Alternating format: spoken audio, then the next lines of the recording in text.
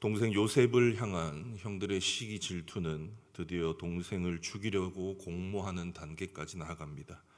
이미 형제들과 요셉의 관계는 파탄이 났습니다. 오늘 본문 11절에 보면요, 37장 11절에 그에게 편안하게 말할 수 없었더라라는 표현이 있습니다. 이 말은요, 형들이 요셉에게 평안을 말할 수가 없었다, 히브리 말로 샬롬을 말하지 않았다는 말입니다. 샬롬은 안녕이라는 가장 기본적인 평화를 빌어주는 인사인데, 형제들 사이에 안녕을 말할 수 없는 정도로 그 마음이 완전히 틀어진 것입니다. 형들은요, 요셉을 형제로 인정하지 않고 그 마음 속에서 이 요셉은 우리의 적이고 원수라고 하는 적개심에 불타 있었던 것이죠. 분명히 형들의 시기심을 낳고 증폭시킨 것은 야곱이 뒤틀린 사랑이었고 꿈을 자랑하던 요셉의 자만이었습니다. 그러나 야곱 가족에게 벌어진 비극은요, 까닭없는 고난이 아니었습니다. 야곱과 요셉과 형들 각각의 죄악들이 만나서 더 큰 죄악을 낳고 가정이 파괴되는 추악한 사건으로 확장이 되죠. 야곱은 노년에 요셉을 편애했습니다. 라헬을 잃어버린 상실감을 요셉을 통해서 채웠죠. 무엇으로 그것을 표현했냐면 채색 옷을 입혔습니다. 채색 옷은 그냥 화려한 옷이 아니라 소매가 손목 밑에까지 쭉 내려오는, 우리로 말하면 조선시대 도포 같은 거죠. 두루마리처럼 크고 긴 화려한 옷입니다. 요셉은 육체 노동을 하지 않았던 겁니다. 요셉은 들판에 나가서 양을 치고 농사는 누가 짓습니까? 형들이 짓고, 요셉은 그 형들을 관리하는 감독자의 위치에 있었던 것이죠. 아버지가 엄청나게 차별을 했던 것입니다. 형들이 얼마나 억울했겠습니까? 형들의 마음속에서는 이 야곱이 요셉을 편애하는 사랑으로 인해서 온갖 시기와 질투가 자랐던 것이에요. 게다가 요셉도 아직 미숙했었습니다. 왜 그렇습니까? 하나님께서 주신 그 꿈으로 주신 그 계시를 겸손히 받드는 것이 아니라 자랑을 했습니다.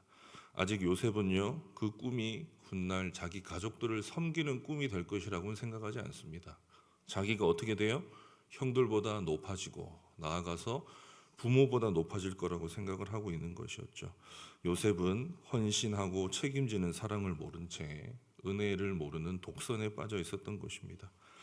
요셉이 꿈을 가지고 이렇게 자랑을 하니까 안 그래도 채색 옷 때문에 심사가 뒤틀려져 있던 형들은요, 그 마음속에서 분노가 치밀어 올라오게 됐고, 이것은 결국 요셉을 죽이려고 하는 도화선이 되어버렸습니다. 그런데 오늘 본문은요, 이 형들의 시기심에는 더 근본적인 문제가 있는 것을 우리에게 보여줍니다. 요셉이 세겜에 있는 형들에게 들판에 찾아갔습니다. 멀리서 오는 요셉을 바라보면서 형들이 뭐라고 모의를 합니까? 19절과 20절에 나오죠. 저기 꿈꾸는 자가 오는도다. 조롱하는 겁니다. 야, 꿈 한번 잘 꾸는 인간, 꿈의 대가, 꿈의 장인이 오는구나. 우리 동생을 죽여가지고 어떡하자고요? 구덩이에 던져버리고 들짐승이 먹었다고 속이자. 그래 놓고 과연 저 꿈이 어떻게 되는지 우리가 한번 지켜보자. 여러분, 무엇이 느껴지십니까? 분명히 요셉이 교만한 것은 사실이지만 하나님께서 꿈을 통해 요셉에게 계시를 주셨잖아요. 지금 그걸 뭐하고 있는 거죠? 조롱하고 있는 겁니다. 하나님의 계시를 비웃었죠. 그리고 자신들이 요셉을 죽여버리고 나면 과연 그 꿈이 어떻게 이루어지겠느냐.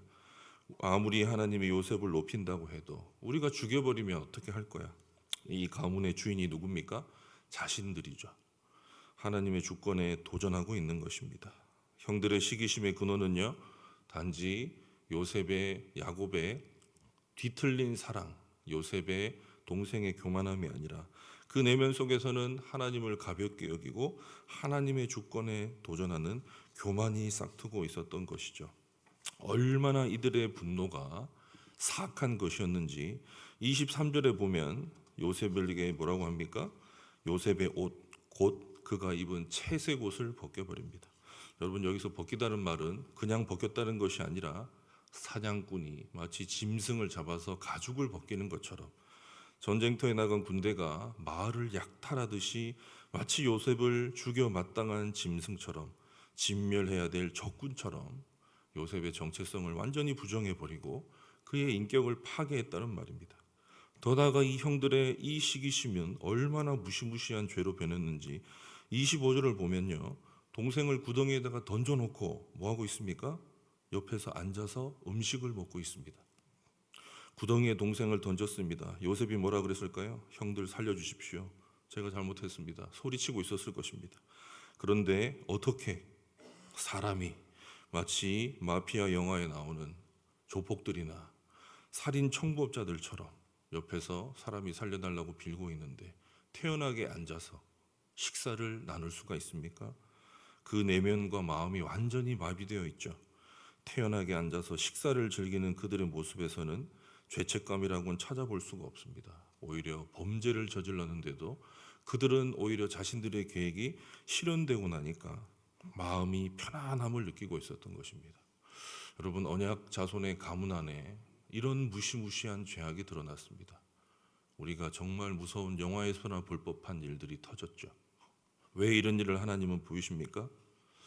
그들이 하나님의 자손이 되고 그들이 하나님의 언약을 받고 그들이 하나님 나라 백성이 된 것은 그들의 특별함 때문이 전혀 아닌 것입니다. 하나님이 없다면, 그들의 마음이 하나님으로 가득 차 있지 아니한다면, 그들의 하나님을 인생의 최우선으로 모시지 아니하면 그들도 믿지 아니하는 자들과 다를 바 없이 어디로 떨어집니까? 짐승보다 못한 죄의 나락으로 떨어진다는 것을 우리에게 보여주고 있죠. 여러분, 시기와 질투는 무서운 영혼의 질병입니다. 이것은요, 하나님의 주권을 반항하는 것이며 공동체를 파괴하는 심각한 죄성입니다. 여러분, 그래서 갈라디아서 5장 19절에 보면 사도 바울은 육체의 일, 곧 옛사람의 악한 성품 중 하나를 무엇이라고 말합니까? 시기라고 말합니다. 그래서 성령의 소욕으로 이 육체의 소욕을 제어하라고 우리에게 가르치고 있죠. 실제로 이 시기와 질투는 결국 살인으로 이어지고 자기 기만으로 이어지게 되는 것이었답니다. 그러나 하나님께서는요, 정말 신실하신 분입니다. 우리는 이렇게 질문을 던져볼 수 있죠. 왜 하나님께서 곧바로 나타나셔서 요셉을 구원하시지 않았을까? 왜 하나님께서는 형들의 악행을 허용하셨느냐? 하나님은 무능력한 것인가? 아니면 무관심한 것인가? 그렇지 않습니다. 하나님은 언약 자손들의 죄악을 폭로하시고 오직 하나님의 절대적인 능력과 하나님의 은혜로 말미암아 이 모든 약속을 이루어 가고 계셨던 것이죠. 37장에 이어지는 모든 이야기는 요셉 개인의 인생사가 아니었습니다. 우리가 어제 새벽에 살펴본 것처럼 야곱, 새 이름을 얻은 이스라엘의 구원의 역사의 일부였던 것이죠. 요셉도 결국 나중에 이집트에 가서 모든 일이 끝나고 나니까 하나님께서 선하게 우리를 구원하기 위해 이 일을 일으키셨구나, 이 일을 허용하셨구나, 그때 가서 알게 되죠. 또 하나, 우리는 이 야곱의 슬픔 속에서 우리가 하나님의 보호하심을 살필 수 있습니다. 요셉이 죽었다는 거짓말을 듣고 나니까 얼마나 야곱이 괴로웠는지요. 옷을 찢고 굵은 배로 허리를 묶고 애통합니다. 내가 슬퍼하며 수올까지 내려가고 싶다고 이성을 잃고 절망에 빠집니다. 그러나 여러분, 야곱은 견딥니다. 요셉을 만나기까지 수십 년의 세월을 야곱은 견디죠. 어떻게 견딜 수 있었습니까? 우상이 무너져버린 자신의 우상과 같은 요셉이 없어져 버렸음에도 불구하고 그의 절망을 희망으로 바꿀 수 있었던 것은 요셉이 꿈을 자랑할 때 야곱은, 형들은 시기했으나 야곱은 그 요셉의 꿈에서 무엇을 봅니까? 하나님의 약속을 봅니다. 37장 11절에 보면 야곱은 그 말을 간직해 두었더라. 야곱의 마음속 깊은 곳에서 하나님께서 꿈을 통해 주셨던 언약 자손을 구원하려고 하는 그 계시를 마음 깊이 간직하고 있었던 것이죠. 그것이 야곱이 그 긴 세월을 기다리는 힘이 되었던 것입니다. 37장을 창세기 이전에 이렇게 마무리합니다. 요셉이 바로의 신하 친대장 보디바드에게 팔렸더라고 말합니다.